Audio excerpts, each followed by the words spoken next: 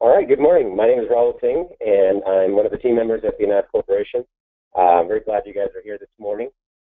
Today's presentation is about unifying business information with dashboards and portals. More than likely, we'll have to have a follow-up webinar to go dig deeper. This morning, we're going to focus more on dashboards.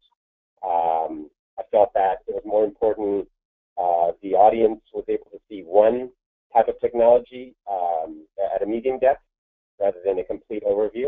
So we're going to focus on dashboards this morning. As a company, we help people streamline information to be efficient, organize information to be smarter, and unify information for quicker use. The agenda for today is a quick introduction to business information, a progression of business technology, generally how organizations move with technology as they mature, what the common challenges are, and one of the major problems, and what's the starting point. We covered a few of these in our previous webinars regarding online business software and connecting online software. And also, what are the affordable options today? What can you get started with today? And alongside with that, I have 4 quick real-time demos, not just screenshots of tools that you can make use of sooner than later.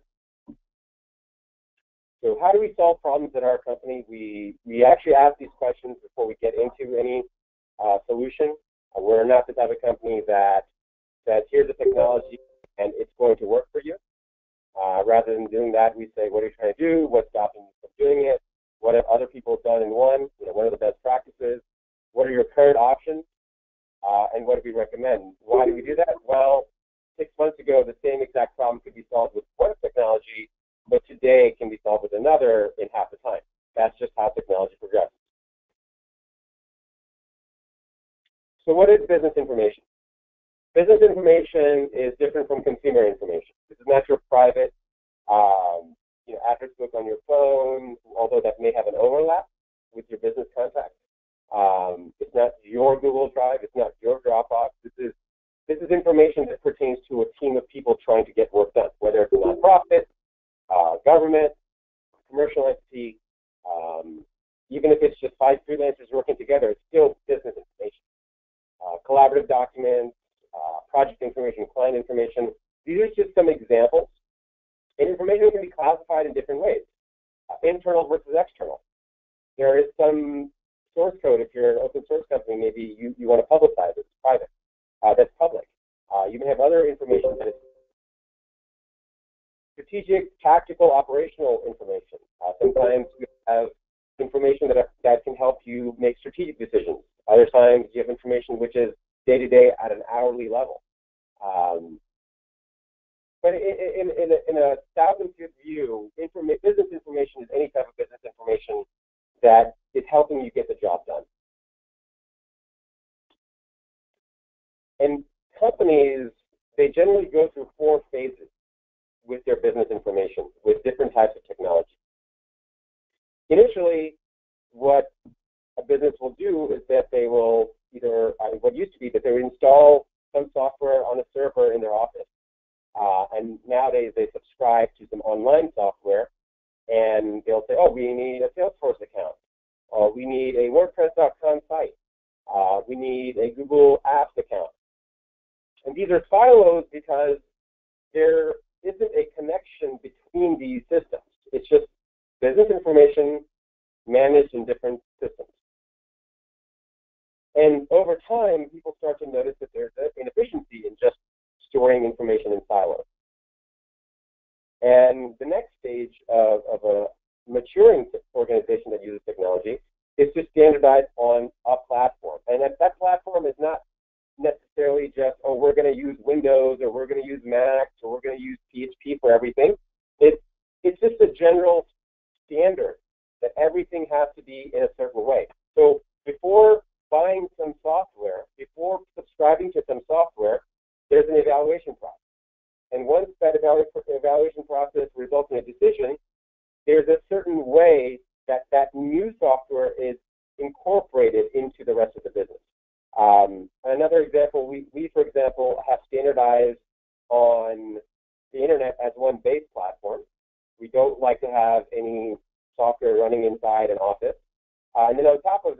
we're starting to standardize on a container system called Docker. And it just makes software deployment easier. Rather than saying we're going to do .NET on Amazon Azure and Java on, Amazon and Java on something else, we just say let's do it on Docker because Docker can run everywhere. So this is a huge leap to go from business silos to standardized platform. The next phase is optimized core, and optimized core is where all of the different databases, all of the different systems are generally talking to one system. We actually help a lot of our clients get to this phase by creating a data warehouse or creating a searchable index of all of their information. And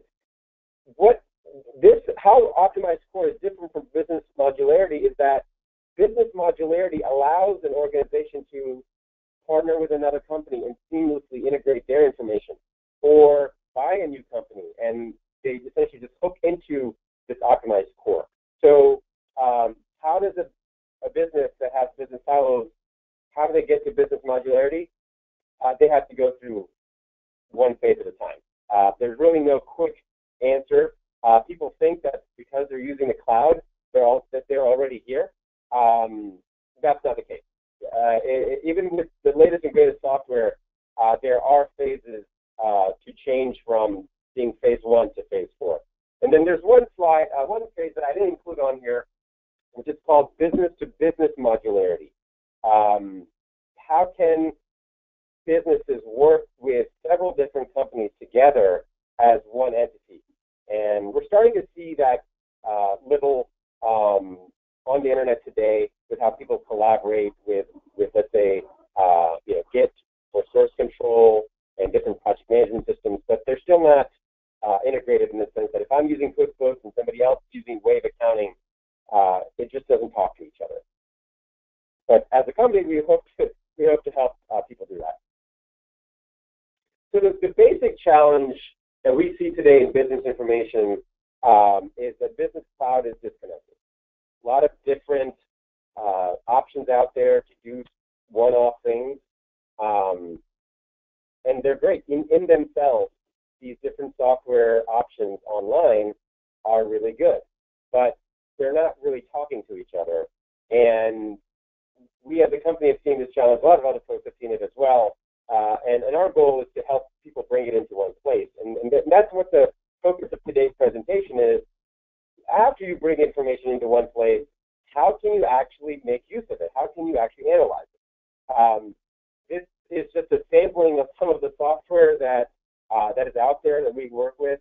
But the goal of using a unified dashboard is to make a decision, to look at the information and make a decision. But before you can visualize it, before you can make a dashboard of it, you actually need to bring it together in one place. So that if it is there, you can find information, you can discover information that's across your system, maybe filter by a client name, analyze, visualize, and measure. We're going to look at how to do that today. And then finally act, use, and share that information with a unified view of a customer. And that's actually going to be the topic of the next webinar.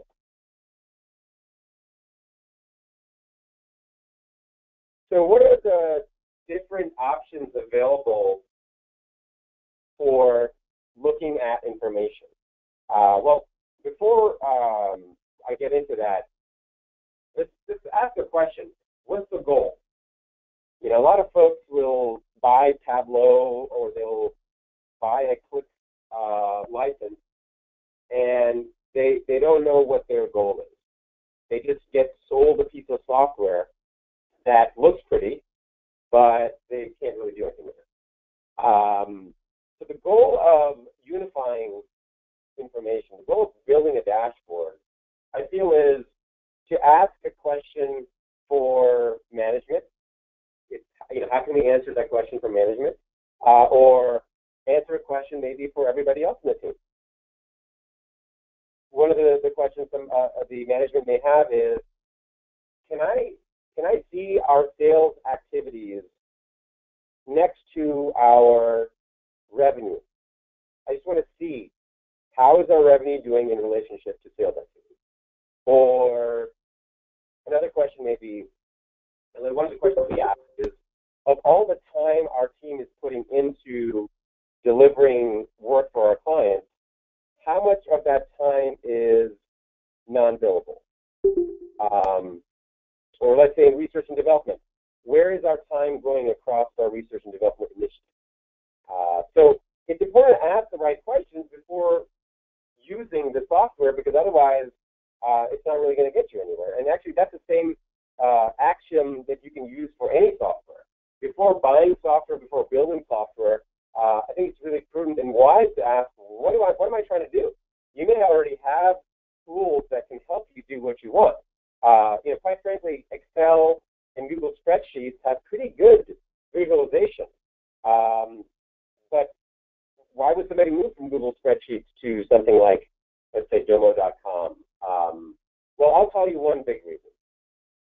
Google Spreadsheets and Excel are great for 1, maybe 5 people working together with information that you're able to export from your other systems, massage it yourself, and make your own chart. What these tools can do is they can help you do what's called self-service data preparation and self-service data visualization. Self-service means you don't have to be too technical to get the data there, and you don't have to be too technical to visualize it. That's great. And so my threshold for why I put these pieces of software on here is, if you know how to use Google Spreadsheets, or if you know how to use Excel to chart information, you should be okay. You should be comfortable in leveraging these tools. And we're going to have a demo of some of this software later. Domo.com is a relatively new player. They're great. That's one of the tools I'm going to demo later on in the webinar. Click, as a company, has been around. Now they have a cloud offering. Domo.com is only a cloud offering. Tableau has both a desktop and a cloud version. Tableau has pretty good market share in terms of people know what it is. A lot of students will have seen it, and so there's a lot of people that know how to use it. They have both a hosted on-premise server and then the cloud server. Microsoft Power BI, you basically have to be an Azure customer to use it. But if you know how to use Excel, you can start to use Power BI. And there's a few different tools that are in this Microsoft toolkit. So there's Power BI, Power Pivot, et cetera, et cetera, et cetera. And at least one of our customers uses it, and they feel that it does require some more technical knowledge than let's say, management would have. But once it's configured, it can do a pretty decent job. IBM, Cisco, these companies have been around forever. Cisco's been around for 24 years. IBM's been around for, I may be wrong, about 100 years, maybe more. But IBM Watson Analytics has Magic that works in their Bluemix cloud alongside with the machine learning technologies. It's pretty cool. Cisco software, Spotfire is a analysis tool. We actually had one of their VP of Solutions speak at one of our meetups on Wednesday. And their recent version is on the cloud as well. Probably one of the better tools I've seen in data preparation and data wrangling. But all these tools are commercial, and they are online, so you don't necessarily have to buy any licenses. And say for $5,000, you pay a monthly fee or a yearly fee. On the other hand, there are some excellent open tools, open source tools, and we have leveraged these tools at our own firm, at our clients. By the way, this is the cream of the crop. There's probably a billion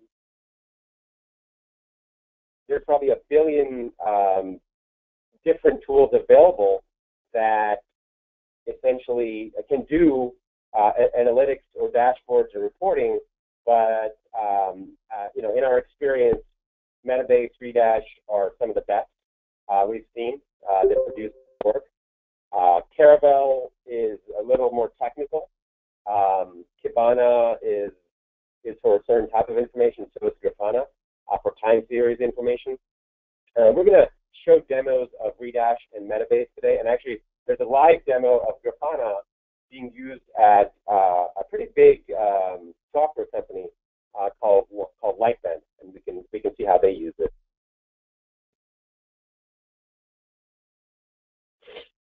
So when you choose either software as a service or open source software, there are pros and cons. It's not like one thing is going to fit for everybody. The pros are that software as a service is already enterprise grade, especially the ones that we mentioned. I tested for stress, so if you have a ton of information, they should be able to handle it. Most of the big, or not, I shouldn't say big systems, I would say most of the popular systems are already connected, so you don't have to make any software to put your information in there. You don't have to export your data or have a program that exports it and automatically imports it. It's already there. Some of the cons are that if you're using a not well-known software, it's not connected. And other cons may be that if you have 100 people using it, it could get expensive real quick. Open source software, obviously, the big benefit is that it's available for free. They can come with decent connectors and examples for how to add more information. But the con is that there's a mid to high learning curve. If you're not comfortable with installing software on a server, or you don't have somebody on your team that can do it for you, it may be a little bit too much. Luckily, because of software deployment technologies and advances in development operations, it's easier today. Some hosting companies will just have a one-click deploy. Normally, hosting companies have always had some sort of control panel to say, install WordPress. And that's great, WordPress is fine. But something like Metaphase or Redash require a little bit more complexity in hosting. And it will show you a few options where they work pretty easily. So bad side is, for both of them, is that if you have your own information in your own system, in a database, or a system that's not connected, you still have to massage your information. There's no substitute for data analysis, in the sense that looking at raw data and saying, this is what this information is, or data profiling, or the data science. But that's okay. At the very least, if you start to visualize it, maybe you can start to discern certain patterns. But ultimately, if you have a ton of information, dumping it in one place and visualizing it isn't going to answer your question. You always have to come back to what is the goal. And at least one of our peers in the community, they've worked with banks, and they've done similar projects for banks where they get a lot of the information into one place, they start to visualize it, but it doesn't really answer any questions for them because they didn't know where they wanted to go in the first place. So I think it's actually more applicable for people to see what this stuff can do and make a decision. As I mentioned, we're not trying to show that this software will solve your problem, but rather show what each software can do. And maybe you work your way back. Maybe you say, okay, this tool was really good with the relational data, and we have a bunch of relational data. Maybe we can at least take a look at it. Or if you already have reports that are in other systems that is on a relational database like SQL Server or MySQL or Access, you can basically get rid of the testing application and use one of these. So Metaphase is open source. It's very easy to use with relational data. Redash is open source. It can work with the same data that Metaphase can work with, but it can also talk to some NoSQL databases, like Elasticsearch is actually it can work like a NoSQL database. It can talk to MongoDB. It can actually talk to Google BigQuery, which is a hosted, massively scalable database. And these are great if you have your own data warehouse already collecting information. But that's all they are. Their pure role is to connect to existing data and ask questions and visualize it. Sites is a very affordable, actually very affordable software as a service to look at information. It also has connectors to things like Google Analytics. It can look at Google Trends for certain keywords. I'll show you an example of this. And then Domo is probably my favorite in the SaaS world because they were always online first. They weren't a company that made reporting software before and then they transformed themselves into online. They were always an online software. So they have great tutorials built into the software, tons of information that you can easily pull in. And we're not associated with any of these companies except we use it. So we don't have any sales agreement. So I'm just saying from personal experience, these are pretty decent software. So Metaphase, the pro tip for you here is try it out on Heroku.com, and I'm going to show you a demo on Heroku.com to see how it works. And that means you don't have to know how to install it. You're just essentially saying deploy the software on Heroku. It looks pretty nice. We're going to look at this later, how to make a dashboard, how to make a query, and overlay 2 different queries. Redash.io is a little bit more complicated to get up and running, but it's a great tool. If you already have reports that you've programmed that are custom and want to enable end users to start adding filters, or if you're paying a lot of money for commercial software like Tableau Online or even Domo can get expensive at some point, this tool may be able to save you some money. Again, you have to take into account deployment and management. I believe Redash's creator, Arik, A-R-I-K, offers an online managed solution.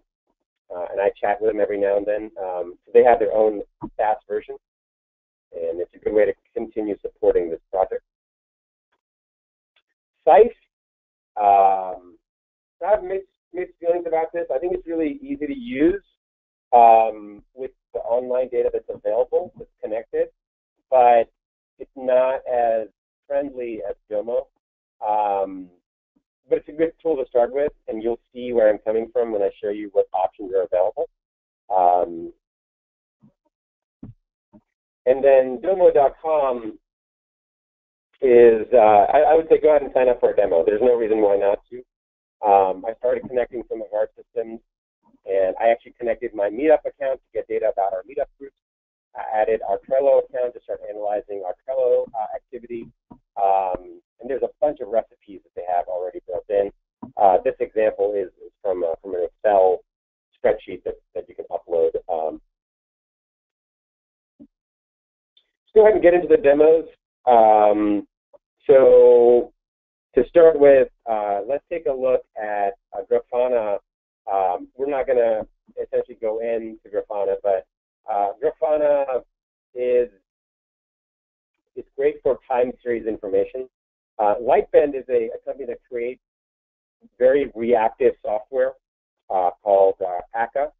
That's a different topic, it's a very technical topic, but what Grafana helps them do is it helps them measure events across the server. That's essentially how they're using it. They're using it to measure their servers, their different actors meaning there's like little programs that are running on the cloud. They're using that, and it shows them regularity as things are happening in their organization. They're using it to monitor basically computation. So pretty good tool for people that need to see what's going on. It could also be a good tool to monitor network traffic. So I wouldn't recommend it for somebody that's trying to visualize basic business information because you're limited to time series. Okay. Next up is Redash, and Redash is actually, they have their own demo that you can log into, and you can log in using your Google account. And just to show you some example queries, so there's an idea of a dashboard, and you can have sub-dashboards as well. And a dashboard actually is made up of queries. So this is a query that was created, and then it was added to a dashboard. So if we wanted to see what this query, how this query was created, we can just look at this query, and we can embed this into a portal. And we'll cover portals in the next webinar. But if I wanted to share this simple, cohort example, I can just copy and paste this code into another system. I can download the data. Let's take a look at what's happening. So this is connected to a database, and then I've created a query. Here's the table. You have to know SQL. There's no way of getting around it in Redash. Here's an example of a query in MongoDB. So this is data that's in a NoSQL database, and it has a different type of query, which is written in JSON, and you can see what objects are available. And all of the queries are here. So if you make a query and you like it, you can actually fork it. So for example, if I liked events by date and time, I can go view this, and I can fork it. I can make a copy of this query, and I can just say, this is Raul's events by date and action, and I'm looking at this information. I'm going to actually choose a different visualization, and for the X column, we'll say created at. For the I column, we'll actually do actions and counts. And we can say, we don't really have a group by on this. And I'm going to go ahead and name this, well, let's see.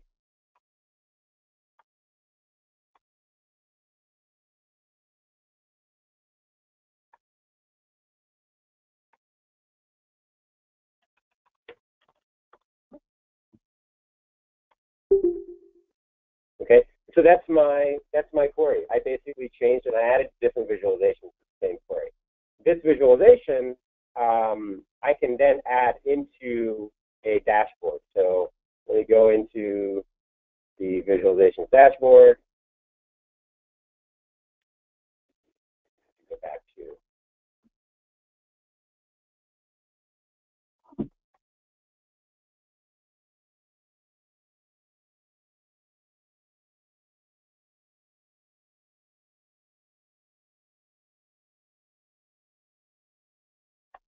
I may have to make a new dashboard.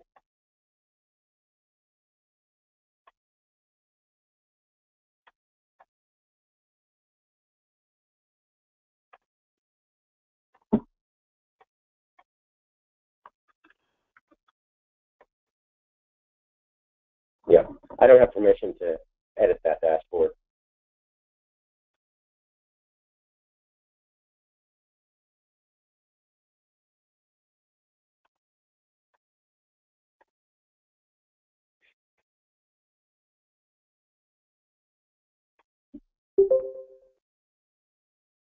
And there I've added my dashboard.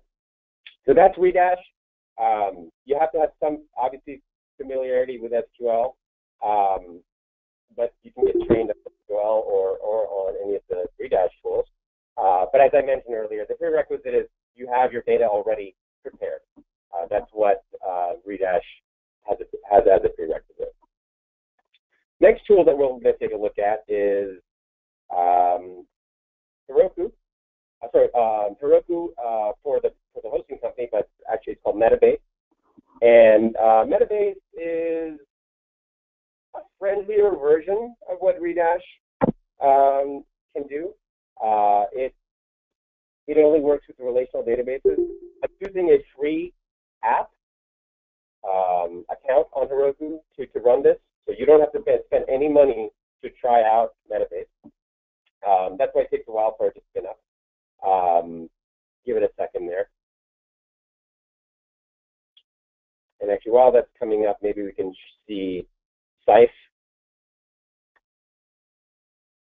So Sitecom is pretty lightweight. They have a bunch of different widgets already built, and I've already logged in and created a dashboard. So the type of stuff I've added is, let's say, an Alexa rank on Google.com. So let's say I want to do Facebook.com. And it'll refresh, and it'll show that Facebook hasn't really gone up, and it's the third most popular website. Let's see. I'm curious about our own website. Well, where are we? We're nowhere in their whole stratosphere for Alexa. Check out BuzzFeed, which is a pretty popular website. So you can see how that they've been going up and down the rankings. Here's another Alexa for I believe the Donald Trump website. Actually, that's for HillaryClinton.com. And here's the Alexa for the Donald Trump website. And I also have a Google Trends for each of them configured. So if there's public information that's already out there, you can add it. But let's say you have your Bing Ads account or your Google AdWords account. You can connect it and start to visualize it. It's pretty rudimentary in terms of what you can ask as a question. You really can't do too many queries. It's whatever happens to be there. There's some custom ones, so if you upload a CSV file, you can visualize it. If you have an existing Google spreadsheet, you can do different types of charts like a pie or a list or a table or a gauge on that data. So this is useful, right? If people are using Google spreadsheets internally to add data, this can pull that data automatically and show it on a dashboard. You can add your own iframes of external information. So like I showed you in Redash, you can iframe, you can get an embedded code. You can put it on a Redash item in here. Push API is cool.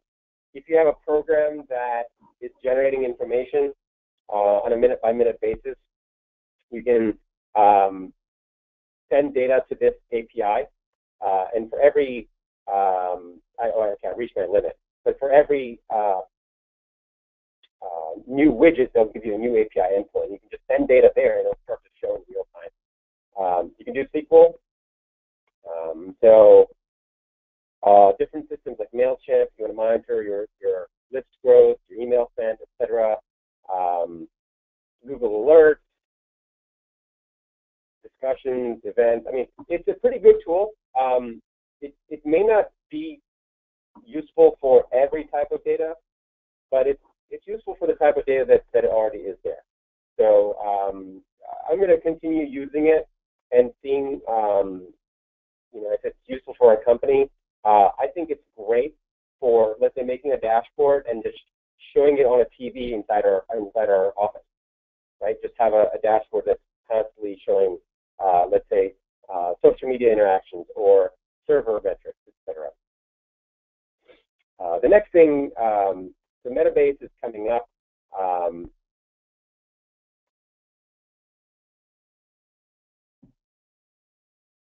And when you log into Metaphase, again, it's similar to Redash in it has dashboards and it has questions.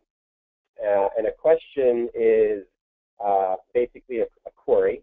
You ask a question, and then you can choose a visualization. So here are all the questions in here, and I'm going to go ahead and look at a dashboard first. So there's a sample data dashboard where, let's see, how much total tax did we pay in each product category between 2015 and 2017. This is nice if you have data that has geocodes or even just a state code. It can map it. Here's an example where you have two queries that have the same x-axis. You can overlay them.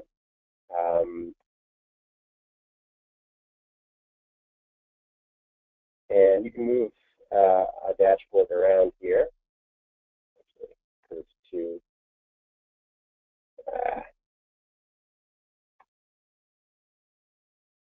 I wonder why I can't. Maybe my mouse isn't. Maybe because I didn't create it. Yep, sorry. Technical difficulty. Oh, there we go.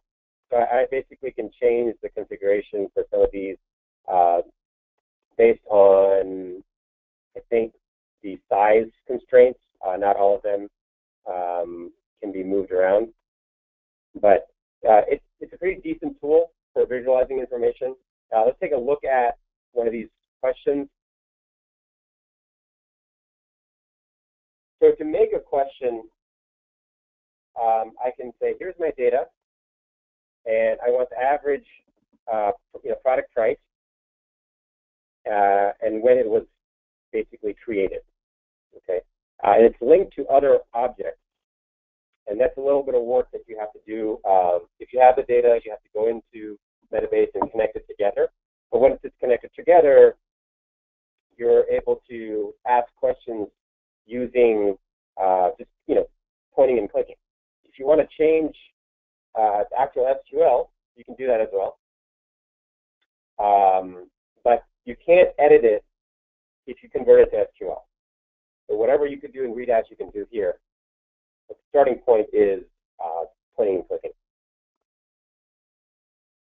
And then finally, I think my favorite online tool is Domocalm.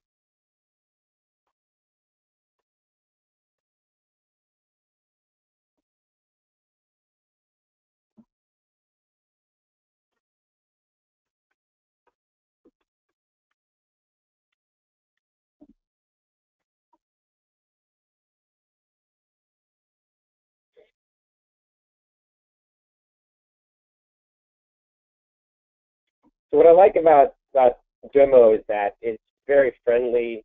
You can have you can chat with the other people that are working on things. It's like a built-in chat program. It makes sense if people are collaborating on reports together. They have these tutorials that show you how to get started. So when you say do it again, it'll walk you through it. So you can say, oh, okay, I do that. Okay, I do that. And there we go. I can connect more data. So here's an example. I have these data sets already added, but I can add new data from a variety of different sources. So let's say if I were to connect my Facebook, I don't have my Facebook account connected. So let me go back. Let's see, there's a Twitter data set that I already connected. So I connected to Trello, and the way it works is you have these accounts. So you can add a LinkedIn account, you can add all your accounts here, and then from each account you can pull different data sets. And these are the data sets that I've added. So if you want to create well, my browser unfortunately doesn't work with this, but you can create your own data warehouse, meaning you can send data to Domo.com and allow that to populate data for you to visualize. You can do data flows, how the data comes in from Twitter, what do you want to do with it, how do you want to combine it. It's a pretty powerful tool, and it's all done over the web. And if you do want to program it, they have a developer API. I think you can post some code on there. They allow you to change your logo. Pretty great tool. To give you an overview, what have I done with it here? Myself, I added Trello, and I did a tree map of the names of the list. So what are the most common names? So we have a lot of items in backlog, for example. And if you look at the data itself, it looks like this. So how did I get this information? So I can edit this card by dragging and dropping, choosing different visualizations of this. my data doesn't really count for that. So if I want to change this, I'll do date of last activity, and then let's see, got a stack bar. Let's do line chart.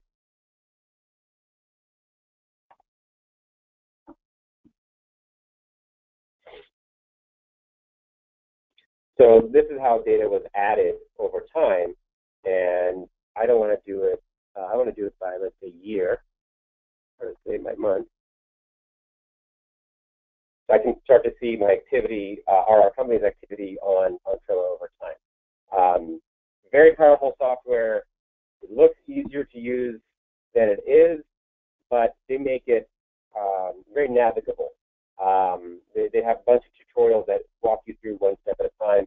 They have these kind of recipes, so it's a quick start where I added my Twitter account and they automatically made a dashboard for me. My Twitter statistics are embarrassingly bad, but this will give me an incentive to start tweeting and retweeting people and putting stuff out there. The Trello one is a little bit more interesting. So, you know, how many checklists are there? Are they complete or not complete? Member activity, badges in lists. So, you know, overall, great tool. You can get started at any point with Domo. I don't know what they cost because they don't tell you how much they cost. One of our clients is actually using it to prototype their report, and they probably won't continue to use it for their goals, but it gave them a great way to get started and see what's possible with their information. One thing that Domo has is data exploration tools. So I can continue digging deep in my data and then see what's there. Okay. So that's the end of the demo. Just to give you a quick thing before I go into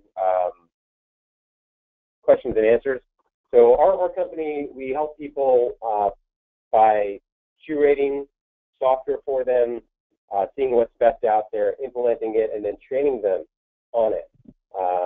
And the way we help these folks is we work on a subscription basis, and you know, we provide support. We can do managed services where we're essentially managing the software, and if needed, doing some customizations and configuration. And if our client wants us to just show them how to do something or build something and walk away, we're happy to do that as well through workshops, reviews, and starting their team off with some engineering guidance. So I'm going to open it up to QA. Let me get back to GoToMeeting and let's see here. Unmute everybody. We have about 15 minutes for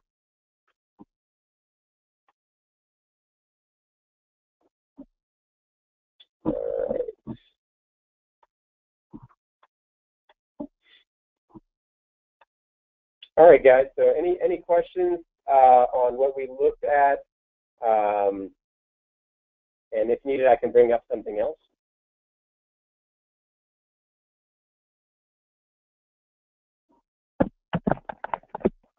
So you guys are all on at least on my side, you're unmuted. So if you don't have any questions, we can end the webinar early. There's a chat question.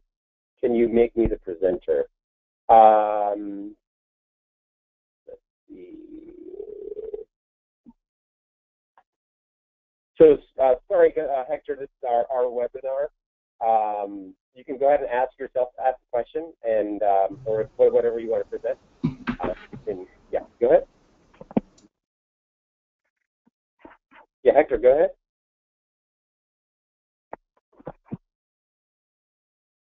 All right, so Hector, if you can ask a question, that'd be great.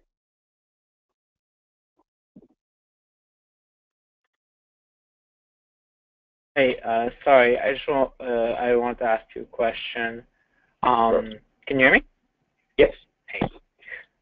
In terms of getting your team trained up to using one of these tools, what's one of the smallest learning curves What's the smallest learning curve? I would say is Domocalm is the smallest learning curve. It's easiest because it has good tutorials. It's also connected to a lot of software. The best, I think, tool that's not expensive is probably Metaphase. So those would be my top ones. Okay, I see. And is Domo able to connect to systems like Google Drive or Dropbox and those kind of online cloud storage systems? It can, but it's limited to what it can get. So it can get statistics, but it's not really getting all the content, right? So it's very limited. It's essentially for metrics. So if you want to see how many files have been added to Dropbox, that's a great place to start. Okay. All right. And just a last question I kept on my mind was, there's obviously a difference between open source and commercial tools, and I believe Domo is more of a commercial tool. Yes. For a small business, what's the advantage of using one over the other, and what are the trade-offs? I'm just not clear on that. Sure. So the trade-off is with something that's open source, there are a lot of costs associated with hosting the application on the internet.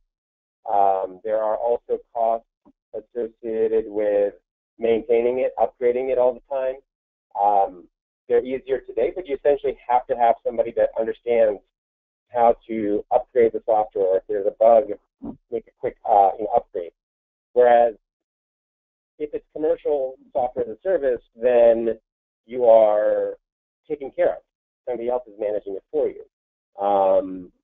The costs are tremendously less in terms of, you're not paying hourly, you're just paying a subscription, and as more and more people use it at your company, you can pay more. So it really depends on what the team or the organization has in terms of resources. And if somebody's underutilized technically, then if they have the bandwidth and the know-how, it makes sense to use an open source solution. Whereas on the other side, if there are no technical resources, then hiring a new technical person just to run an open system is going to be way more expensive a lot of times than something like Domo or Site. So actually what we do is we're kind of somewhere in the middle, as a company. Does that answer your question? Yeah, I think so. It's just oftentimes I struggle with how open source is always put out front, and it seems like you should always choose open source. But I understand what you mean in terms of, well, you have to do your due diligence and see what your needs are and see what you can afford, and it's also kind of ad hoc based on, I guess, whatever open source type of software you want to use. So it looks like, for example, some of the open source tools you mentioned today, like Redash, have more documentation than others, let's say. But yeah, thanks a lot.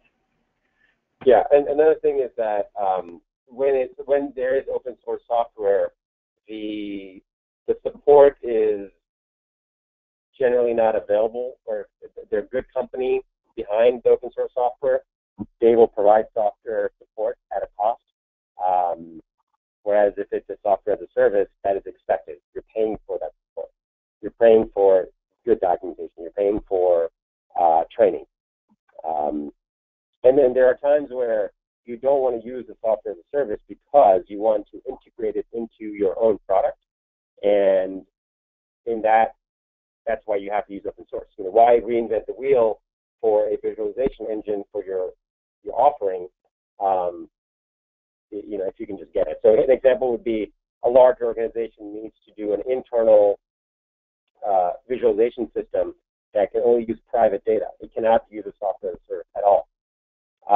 Then it would make sense to use a commercial offering hosted on-premise or to use something like Metaphase, because it could be self-service internally. All right. There's down here. Eric, did you have any questions?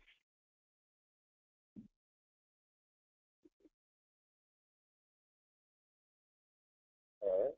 Okay, well, it is, yeah, go ahead.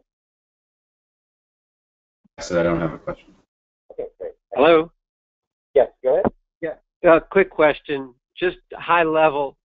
How do you go from, there's a lot of information, how do you actually engage with a potential client? Just real simply, kind of 1, 2, 3 steps. How do you do that? Sure, yeah, that's a good question.